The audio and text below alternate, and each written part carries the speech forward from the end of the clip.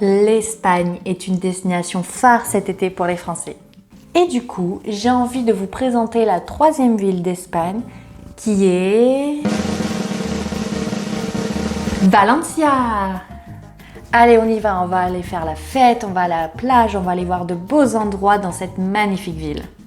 Alors, vous me suivez? Mais avant ça, intro.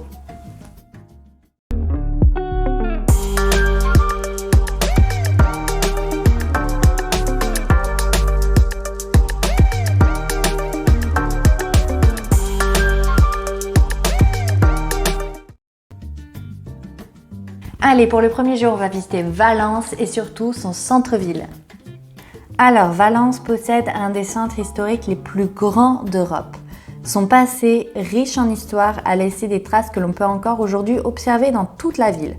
Alors, voici quelques endroits à ne pas manquer à Valence lors de votre week-end. Donc, la cathédrale Santa Maria et la chapelle du Santo réalisée à l'intérieur de la cathédrale, la basilique de la Virgen de los Desamparados. Alors oui, j'ai pas un accent espagnol, ça je vous l'accorde. Le marché central, on en parle un peu plus bas.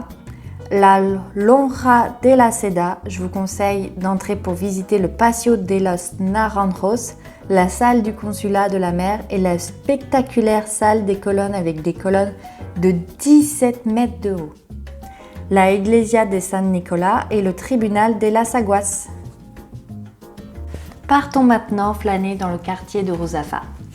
Et oui, dans le centre-ville ne manquait pas le quartier branché de Ruzafa. Ce quartier était autrefois un village arabe. Il a gardé son authenticité et on pourrait le comparer au quartier de Malassana à Madrid. Après avoir bien marché pour le premier jour, le deuxième jour un petit peu plus calme, on va aller faire une petite pause à la plage. Et ça s'impose. Alors, pour le coup, un des avantages de passer un week-end à Valence, c'est la présence des plages urbaines. Et oui, proche du port, la plage El Cabanal, également connue comme Las Arenas, est la plage par excellence de Valence, avec 1200 mètres de long sur 60 mètres de large. Elle est souvent fréquentée par des familles avec des enfants, souvent en vacances, en raison de tous les services et activités qu'elle offre. Elle possède également des bars et des restaurants à l'entrée et c'est d'ailleurs l'un des lieux les plus animés de la vie nocturne. Et tout ça pendant le mois d'avril à octobre. Après tout, on est là pour visiter, non? Donc allons voir l'Océanographique. Situé au cœur de la Cité des Arts, l'Océanographique est l'un des aquariums les plus grands d'Europe. Ça a été construit en 2002 et l'aquarium s'étend sur 10 hectares, comprend de nombreux bassins dans lesquels on retrouve environ 45 000 poissons et mammifères marins. Une visite à ne pas manquer, surtout avec des enfants. Pour la fin de journée, allons se balader dans Ambracle. Alors, l'Ambracle est un jardin et une promenade au design particulier. Depuis cet endroit, vous aurez une vue sur les bâtiments, bassins, allées et jardins de la Cité des Arts et des Sciences.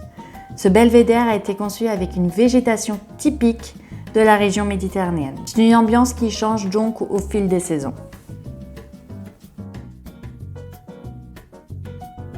Pour le troisième jour, ou même pour les autres jours, on ne peut pas aller à Valence sans manger une paella traditionnelle. Ah, la paella, c'est une institution à Valence. Lors de votre week-end, ne manquez pas de déguster et d'apprécier sa gastronomie et notamment sa paella traditionnelle. Celle qui a du poulet, du lapin, du garofo et de la barroqueta. Je vous donne quelques adresses connues pour manger les meilleures paellas dans le centre de Valence. Alors, il y a El Palmar. En plus, il a remporté le concours international de paella valencienne. La Sigrona, c'est situé dans le centre. Et la Paella Raco. Je vous conseille aussi de découvrir le parc de l'Albufera. Vraiment un superbe endroit. Pour mettre un peu de nature lors de votre week-end à Valence, vous pouvez visiter le parc de l'Albufera, situé à 30 minutes de Valence. Alors, cette escapade va vous enchanter. Si vous avez une voiture, c'est plus simple pour y accéder afin de profiter du parc, mais il est possible aussi d'y aller en transport en commun, avec le bus 25 qui s'arrête à El Saler ou à El Palmar. Dans le parc de l'Albufera, vous pourrez observer les rizières, la faune et la flore. Ensuite, vous pourrez faire une balade en bateau à travers les canaux et la lagune d'Albufera. Et il ne faut surtout pas oublier de prendre un verre au marché central. Cité un peu plus haut, le marché central est l'un des plus grands marchés de produits frais d'Europe. Environ 300 étals, c'est énorme. Vous pourrez voir toutes sortes de produits de la région. Vraiment un coin à ne pas manquer, surtout à Valence. Alors, qu'avez-vous pensé de Valencia? Pour 3, 5 jours ou même une semaine, vous avez de quoi faire, vraiment. Sinon, pour vous faire un résumé, nous avons vu le premier jour le centre-ville, le quartier de Ruzafa. Pour le deuxième jour, on a visité la plage de Valencia, El Cabanal, l'océanographique et le jardin Lambracle. Et enfin, le troisième jour, je vous ai montré plusieurs restaurants de paella traditionnelle, le parc de l'Albufera et le marché central. En tout cas, merci encore une fois d'avoir regardé la vidéo jusqu'à la fin. Et si ce n'est pas encore fait, je vous conseille de vous abonner pour ne pas manquer d'autres vidéos. Comme c'est l'été et que vous avez sûrement envie de soleil, eh bien je vous conseille ma vidéo qui s'affiche juste ici, les plus belles plages cachées de l'Europe. Je vous dis à très vite pour de nouvelles vidéos sur ma chaîne et en attendant, n'oubliez pas, découvrez ce qui se cache autour de vous. Ciao!